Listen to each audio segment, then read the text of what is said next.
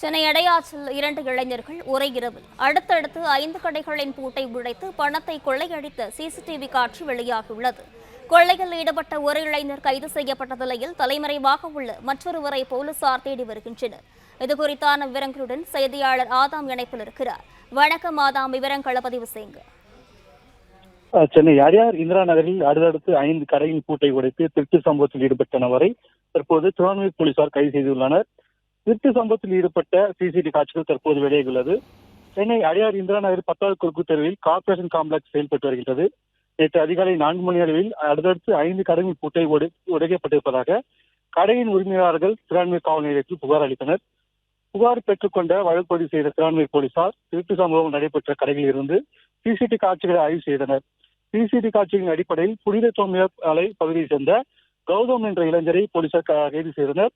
திருட்டு சம்பவத்தில் ஈடுபட்டது ஒப்புக்கொண்டார். பின்னர் அவனை காவல் நிலையம் அழைத்துச் சென்று அவனிடமிருந்து கடைகளிலிருந்து திருடப்பட்ட 4,900 ரூபாய் பணம் பறிமுதல் செய்யப்பட்டது. மேலும் குற்றத்தில் ஈடுபட்ட தப்பிச் சென்ற அரக்கோணத்தைச் சேர்ந்த நவீன்குமார் என்ற நபரையும் போலீசார் தற்போது தேடி வருகின்றனர். அடுத்தடுத்து கடைகளின் பூட்டை உடைத்து திருட்டு சம்பவத்தில் ஈடுபட்ட சம்பவம் திருவான்மியூர் இந்திரா நகரில் பரபரப்பை ஏற்படுத்தியுள்ளது.